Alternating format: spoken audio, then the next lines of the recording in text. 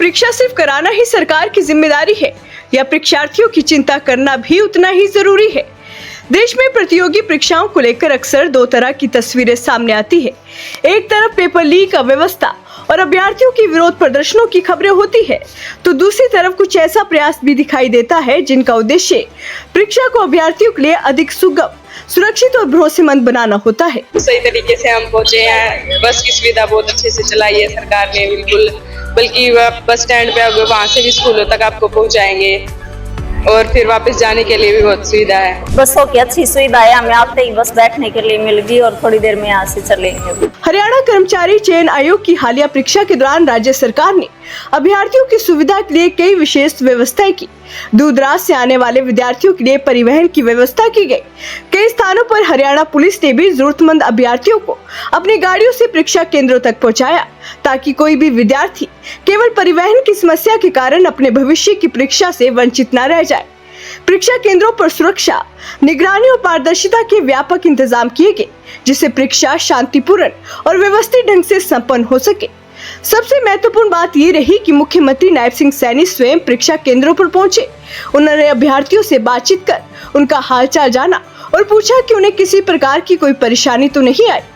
सरकार का संदेश स्पष्ट है कि परीक्षा केवल एक प्रशासनिक प्रक्रिया नहीं, बल्कि लाखों युवाओं के भविष्य से जुड़ा विषय है। हरियाणा में पिछले कुछ वर्षों के दौरान भर्ती परीक्षाओं को पारदर्शी और समयबद्ध बनाने पर लगातार जोर दिया गया है। मेरिट आधारित चयन और निष्पक्ष परीक्षा प्रणाली को मजबूत करने की दिशा में कई प्रशासनिक कदम उठाए गए हैं। यही कारण है कि आज अनेक लोग ये मानने लगे हैं कि नायब सरकार पारदर्शी परीक्षाओं और अभ्यर्थियों के भरोसे की पहचान बनती जा रही है। परीक्षा के दिन दिखाई गई संवेदनशीलता ने इस विषय को और भी मजबूत करने का प्रयास किया है।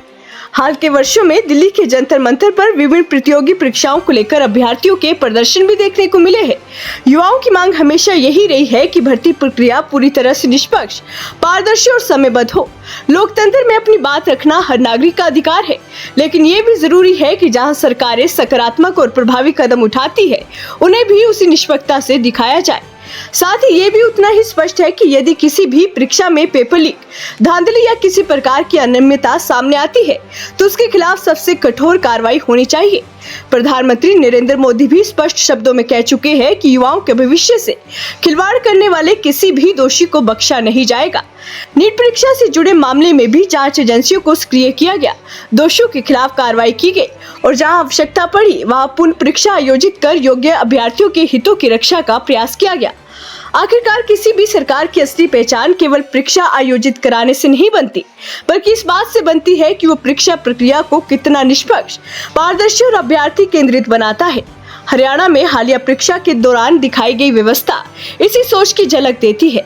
साथ ही ये भी उतना ही आवश्यक है कि भविष्य में चाहे किसी भी राज्य या किसी भी परीक्षा में कोई अनियमितता सामने आए, उस पर बिना किसी समझौते के सख्त कार्रवाई हो, क्योंकि युवाओं का भरोसा ही किसी भी परीक्षा व्यवस्था की सबसे बड़ी पूंजी होती है। गांव मोहल्ला से आई हूँ, जो कि बहुत दूर है।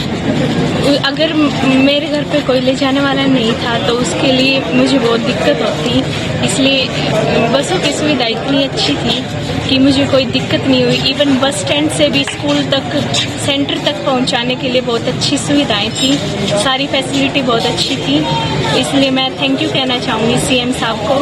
मैं हरियाणा सरकार का धन्यवाद करना चाहता हूँ। उन्होंने है ना बहुत अच्छी व्यवस्था कर रखी है बसों की, तो किसी चीज़ की परेशानी नहीं है। सर बहुत अच्छी सुविधाएं की गई है, जैसे व्हील चेयर से सीढ़ियों पे आना जाना, किसी को कोई प्रॉब्लम नहीं हो रही थी सर। अंदर भी जैसे पानी की सुविधाएं थी, तो सब बच्चों को पानी प्रोवाइड करवा रहे थे सर। ये अच्छी सेवा दी जा रही है गवर्नमेंट के द्वारा।